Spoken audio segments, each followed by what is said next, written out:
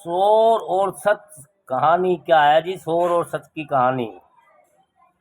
जब लोकतंत्र का चौथा खंभा चीखने लगे और शब्दों का मूल्य शोर से कम आंका जाने लगे, तब पत्रकारिता का मंदिर एक तमाशा घर में तब्दील हो जाता है।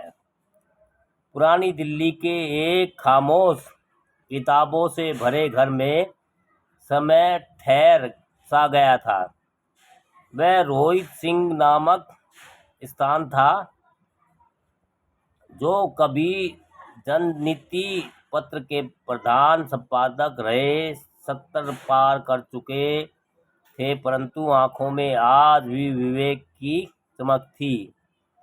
हर सुबह वे रामचरितमानस और प्रेस काउंसिल एक्ट साथ साथ पढ़ते थे, मानो तुलसीदास और भारतीय लोकतंत्र के बीच कोई गूढ़ संबंध तलाशते हों।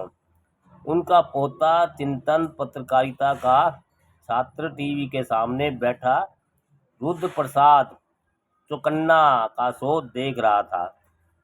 रुद्र प्रकाश टीवी पर इस वक्त की सबसे बड़ी खबर, देश के दुश्मन अब हमारे मोहल्ले में क्या, आपके पड़ोसी की थाली में देशद्रोही परोसा जा रहा है। जानिए, सिर्फ यहाँ रोहित सिंह ने ऐनक उतारी, माथे की सलवटें और गहरी हो गई। रोहित ने हंसते हुए कहा, अरे राम, ये समाचार है या महासंग्राम?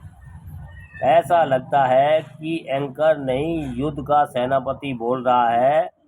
चिंतन ने जवाब दिया, दादाजी, पर देखिए ना कैसे राष्ट्र प्रेम की लौ जलाते हैं। उनकी आवाज में जान है। रोहित सिंह गंभीर होकर, बेटा, यदि राष्ट्र प्रेम चीखों से नापा जाने लगे तो विवेक का वध तय है। समाचार जब चिल्ला उठे, तब सत्य चुपचाप रोता है।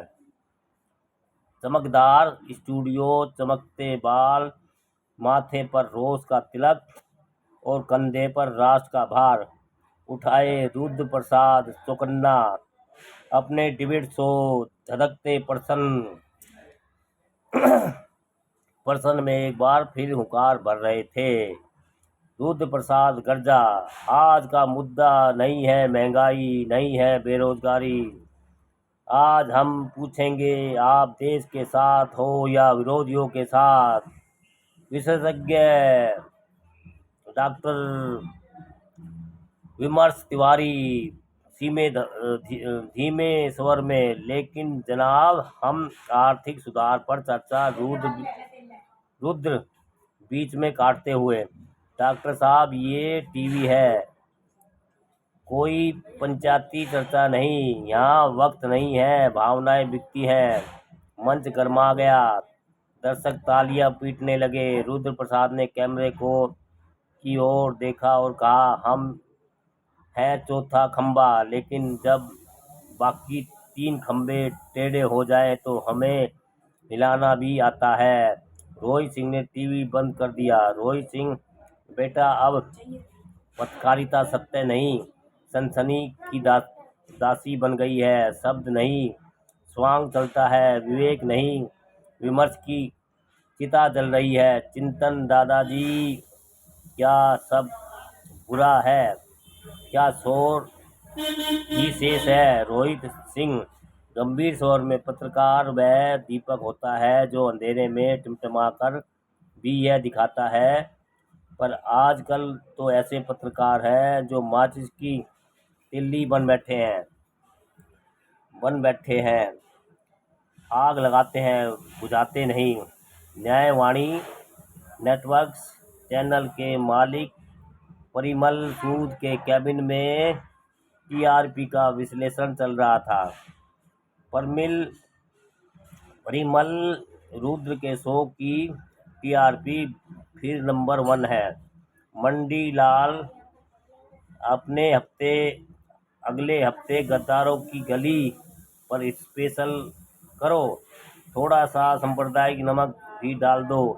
टीआरपी झूमेगी। मंडी लाल लेकर सर, चुनाव आयोग की गाइडलाइन परिमल हंसते हुए। चुनाव आयोग को लोकतंत्र की चिंता है, हमें टीआरपी की। देश तो चलता रहेगा, चैनल का धंधा न रुके बस।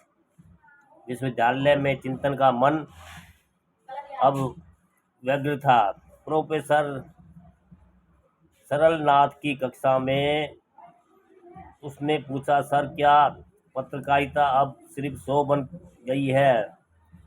सरलनाथ, बेटा, जब सत्य लहूलुहान और शब्दों पर शोले रखे जाएं, तब कलम को तलवार बनना पड़ता है, लेकिन तलवार भी दिशा के लिए उठे, विध्वंस के लिए नहीं।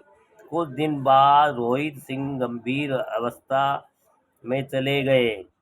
मृत्यु शैया पर उन्होंने चिंतन का हाथ थामा।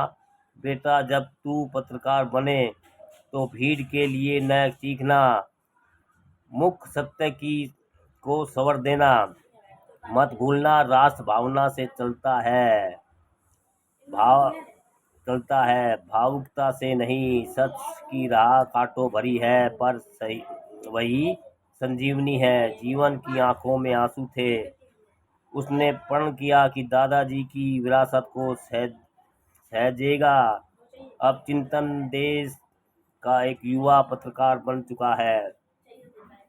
उसका शो है संवाद। वहाँ कोई चीख नहीं, कोई उकसावा नहीं, बस सत्य, तर्क और संयम। उसके स्टूडियो की दीवार पर रोहित सिंह की तस्वीर टंगी है, जिसके नीचे लिखा है, पत्रकारिता वह दीपक है जो अंधकार से नहीं डरता और न ही अंधकार को बेचता है। दोस्तों, कहानी व्यंग की है ये।